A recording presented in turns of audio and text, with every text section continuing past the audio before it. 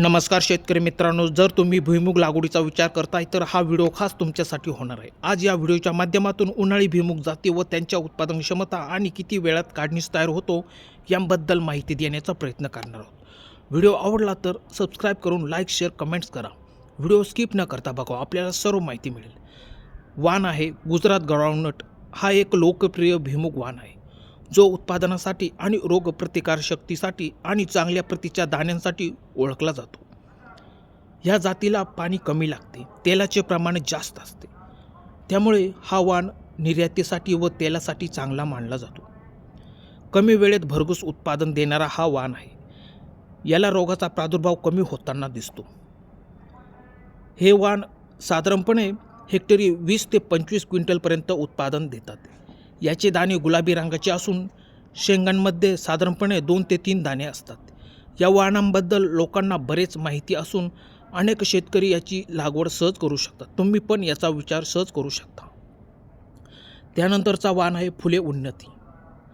हा महात्मा फुले कृषी विद्यापीठाने विकसित केलेला उन्हाळी भुईमुगाचा उत्कृष्ट वाण आहे जो उपट्या प्रकारात मोडतो। याचे सरासरी उत्पादन साधारणपणे 30 ते 35 क्विंटलपर्यंत निघते। महाराष्ट्रामध्ये सर्वत्र याची लागवड केली जाते, ज्यामध्ये दाणे मध्यम आकाराचे लाल रंगाचे असून त्यांची गुणवत्ता खूप काळ टिकून राहते।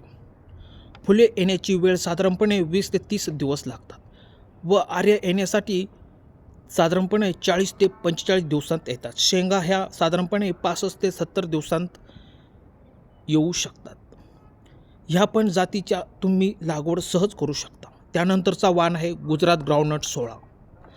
हा एक उच्च प्रतीचा व दर्जेदार वाण म्हणून ओळखला जातो, जो विशेषतः गुजरात आणि योग्य हवामान असलेल्या प्रदेशातील अनेक शेतकऱ्यांसाठी हा लागवडीसाठी उत्तम वाण आहे।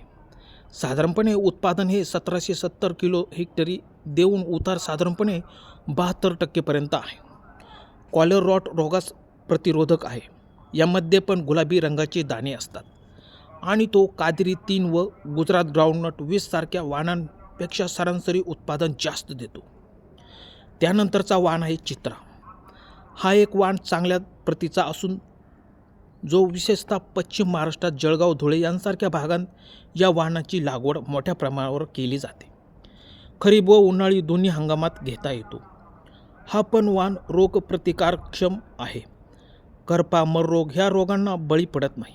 मध्यम ते उशिरा येणाऱ्या हंगामासाठी खूप चांगला आहे। त्याचे दाणे मोठे व भरपूर तेल निघते, त्यामुळे त्याला बाजारात खूप मोठ्या प्रमाणात मागणी आहे।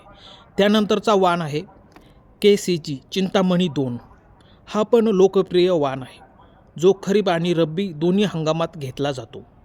हा वाण विशेषतः दक्षिण भारतातील कर्नाटकसारख्या राज्यांमध्ये चांगला पर्याय मानला जातो। हा पण चांगल्या उत्पादनासाठी ओळखला जातो। शेतकरी मित्रांनो, तुम्हाला दिलेली माहिती कशी वाटली? दिलेली माहिती आवडल्यास आमच्या शेतकरी मित्र चॅनलला जर सबस्क्राईब केलेले नसेल तर सबस्क्राईब करा। धन्यवाद शेतकरी मित्रांनो।